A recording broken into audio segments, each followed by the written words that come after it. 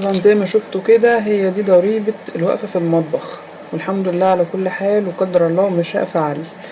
عملت النهاردة الفينو تاني بدقيق القمح الكامل. طبعا كنت عاملاه معاكم قبل كده، وبما انكم ما بتشوفوش الفيديوهات فانا بكررها تاني للي بيدخل لأول مرة يشوفني ويشوف القناة فيلاقي الفيديو قدامه.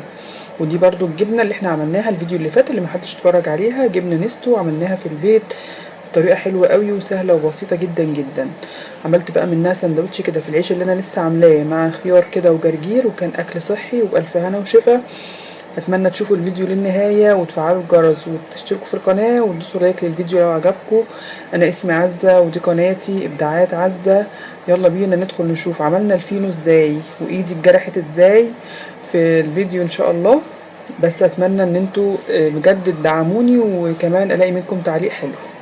عندي هنا دي قمح كامل، خدت كده نص كوباية وخدت عليها معلقة لبن بودر، معلقة صغيرة خميرة فورية، معلقة صغيرة برضو بيكنج باودر، معلقة كبيرة عسل نحل، عسل اسود او عسل نحل الاتنين يعني اي حاجة، بس بما ان احنا بنعمل دي اسمر فالعسل الاسود بيدي بقى اللون وبيدي كده لون حلو قوي في السوا وبيدي كمان لون حلو للعجينة.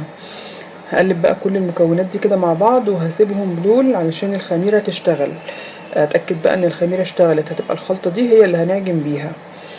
طبعا انا عملته معاكم قبل كده بطريقة مختلفة برضو، فكل طريقة انا بعمل بيها نفس الحاجة بس بطريقة مختلفة، يعني هتلاقوا كذا فيديو مثلا للفينو ده هتلاقوني عملته بكذا طريقة، وعملت منه الكرواسون والباتيه وعملت التورتيلا وعملت العيش البلدي. بصوا عملت منه كل حاجة، فانتوا شوفوا كل الفيديوهات علشان تستفيدوا.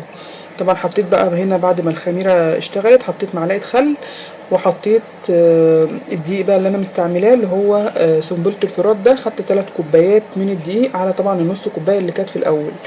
ما ننساش رشة الملح، حطيتها كده على الدقيق وهبتدي اقلب بقى كل الخليط ده مع بعض، وهزود مية بالتدريج لحد لما تكون لي عجينة.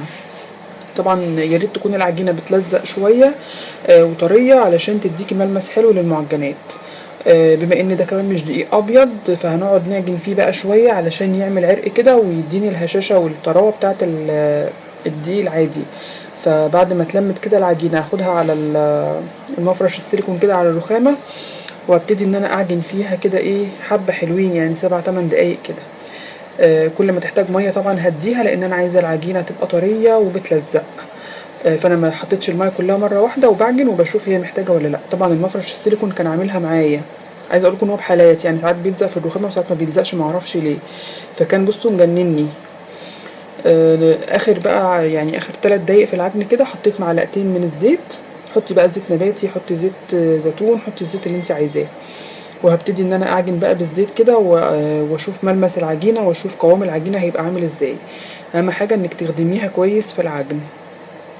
بصوا المفرش السيليكون بصراحة جنني، معرفش اعمل فيه ايه، هو اصلا اتقطع بقى خلاص، عايزين نجدده ونجيب حاجة انضف واحسن وحاجة تثبت على الرخامة بصراحة، عشان ده بجد المرة دي كان يعني خلاص خلى خلقي ضيق وما كانتش ناقصاه يعني بصراحة، دي كانت البداية وانا بعمل الفينو ده. فهتشوفوا بقى اللي حصل بعدين اهو. بصوا قعدت اعجن بقى فيها واعملها كويس قوي لحد ما العجينه بتبقى معايا بتمط كده مش بتتقطع وطريه وبتلزق سنه. جبت كده الطبق والطبق ده هو سبب اللي حصل لي كله. حطيت بقى فيه كده نقطه زيت وهدهنها في الطبق، وهدهن العجينه كلها اغلفها بالزيت واحطها في الطبق ده علشان تخمر في مكان دافي طبعا، ونغطيها ونسيبها تخمر.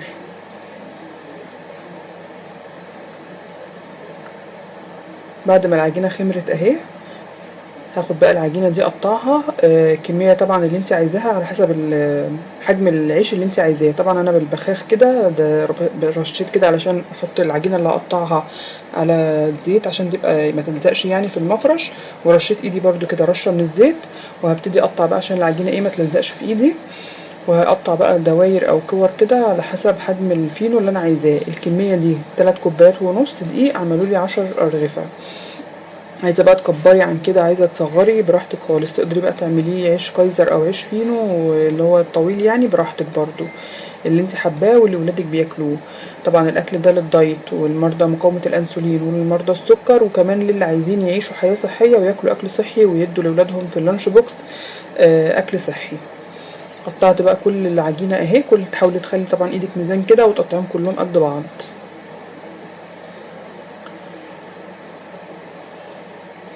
قطعت بقى العجينه كلها وغطيتها بكيس، هسيبها بقى بس 5 دقايق ترتاح. في الوقت ده رحت اغسل الطبق اللي هو كان قدامكم ده، حرف الطبق كان فيه حرف كده مكسور ولا ايه مش عارفه، راح شايل لي الجلده دي كده زي ما انتم شايفين وعورني جامد طبعا، وانا عندي السكر وبقيت اقول ربنا يستر. بصوا بقى الدم ما كانش راضي يقف، المنديل ده اتملى وحطيت منديل غيره، وبصوا بقيت قاعده بقى مش قادره. سبت طبعا العجينه وسبت المطبخ وخرجت بقى قعدت بره خالص لحد لما ايدي هديت ولفيتها كده علشان اعرف اشتغل، وجيت بقى اشتغل في المطبخ. طبعا العجينه كانت ساحت على بعضها من كتر ما انا سبتها، يعني بصراحه ما كنتش عارفه اشتغل من ايدي، وطبعا ايدي اليمين وكان الدم بصراحه مش راضي يبطل، معرفش ده بقى عشان السكر ولا ايه.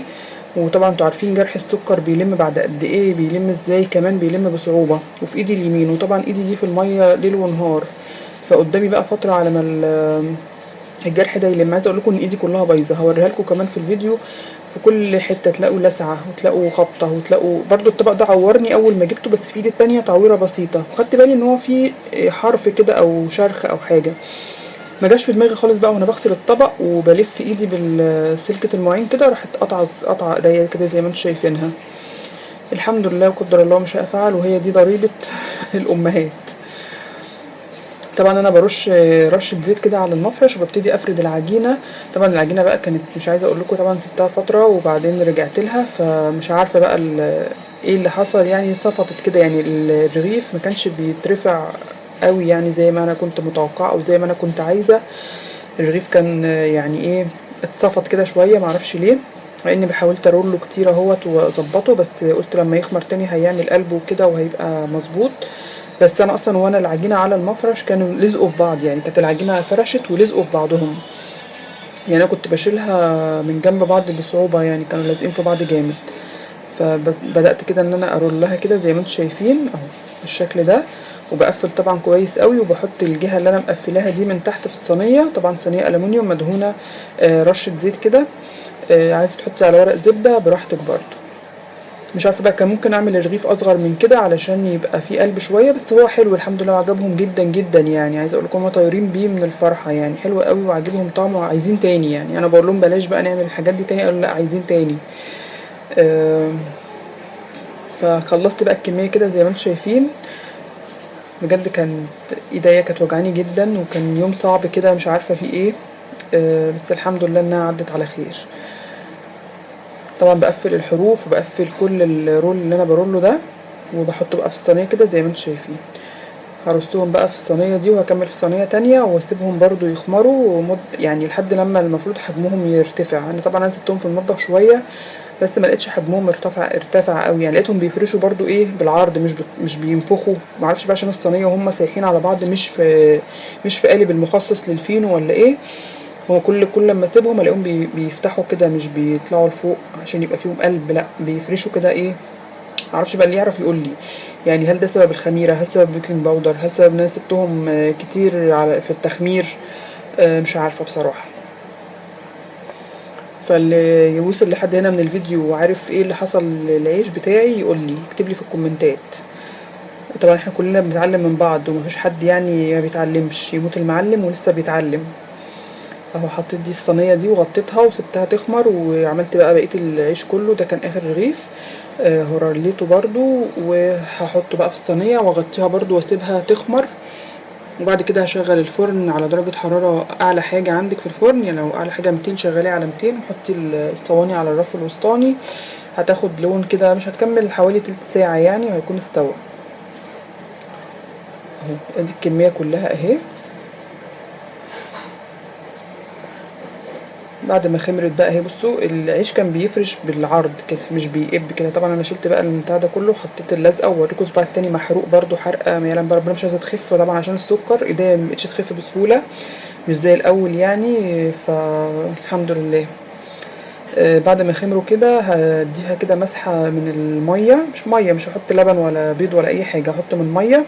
ولو عايزه بقى تزيني بسمسم حبه البركه شوفان اي حاجه حطي، بس انا ما حطيتش بصراحه اي حاجه، ودخلتهم الفرن. قعد حوالي تلت ساعه كده زي ما قلت لكم، والعيش طلع اهو، هو جميل جدا وطعمه في منتهى الجمال وبيتفتح وكل حاجه، بس انا كنت عايزاه يبقى اعلى من كده وفي قلب شويه. فتحته اهو برضو عادي بيتفتح وكل حاجة وبيتعمل سندوتشات. بس انا كنت عايزاه في دماغي حاجة تانية خالص، بس ده طلع جميل جدا وعجبهم اهم حاجة، والحمد لله خلص كله واتاكل وطالبين مني تاني يعني. مش عارفة بقى اما عملت نفسي اوريهولكوا ولا لا. بصوا بقى السوا بتاعه من تحت جميل قوي، ومن واخد وش كده حلو، وبألف هنا وشفا. وده كان العشاء بتاعي بألف هنا وشفا.